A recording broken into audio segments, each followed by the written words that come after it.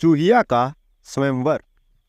गंगा नदी के किनारे एक तपस्वियों का आश्रम था।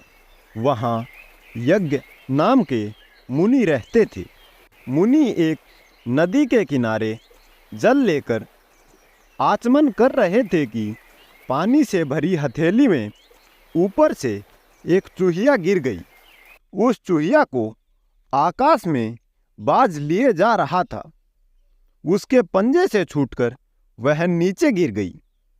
मुनि ने उसे पीपल के पत्ते पर रखा और फिर से गंगाजल में स्नान किया।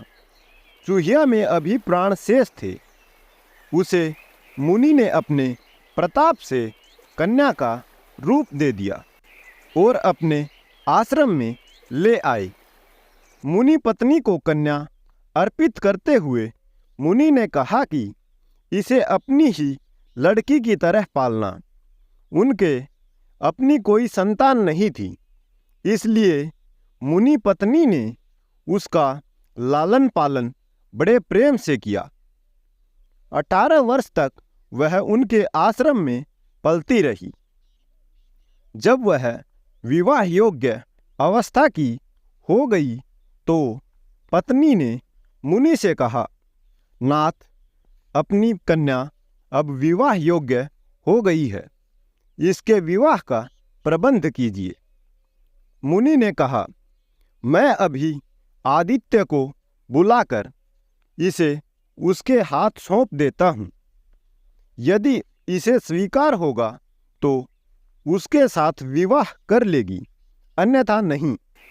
मुनि ने यह त्रिलोक का प्रकाश देने वाला सूर्य पति रूप में स्वीकार है। पुत्री ने उत्तर दिया, तात, यह तो आग जैसा गर्म है, मुझे स्वीकार नहीं।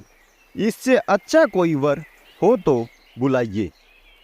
मुनि ने सूर्य से पूछा कि वह अपने से अच्छा कोई वर बतलाए।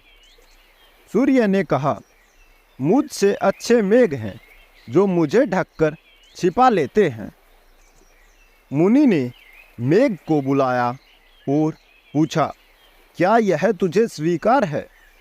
कन्या ने कहा, यह तो बहुत काला है, इससे भी अच्छा कोई वर हो तो बुलाओ। मुनि ने मेघ से भी पूछा कि उससे अच्छा कौन है? मेघ ने कहा, हमसे अच्छी वायु है जो हमें उड़ाकर एक दिशा से दूसरी दिशा में ले जाती है। मुनि ने वायु को बुलाया और कन्या से स्वीकृति पूछी। कन्या ने कहा, तात, यह तो बड़ी चंचल है, इससे भी किसी अच्छे वर को बुलाओ। मुनि ने वायु से भी पूछा कि उससे अच्छा कौन है? वायु ने कहा, मुझसे अच्छा पर्वत है जो बड़ी से बड़ी आंधी में भी स्थिर रहता है। मुनि ने पर्वत को बुलाया और कन्या ने कहा,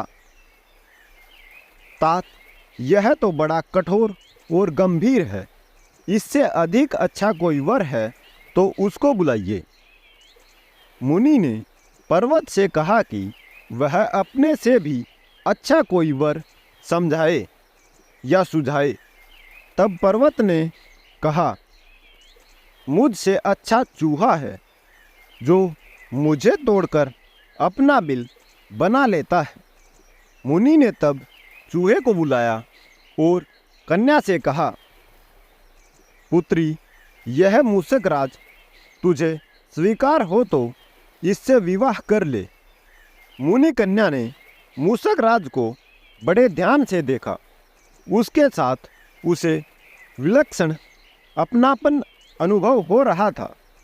प्रथम दृष्टि में ही वह उस पर मुग्ध हो गई थी और वह बोली, मुझे मूषिका बनाकर मूषक राज के हाथ सौंप दीजिए। मुनि ने अपने तपोबल से उसे फिर चूहिया बना दिया और चूहिया का विवाह चूहे के साथ कर दिया।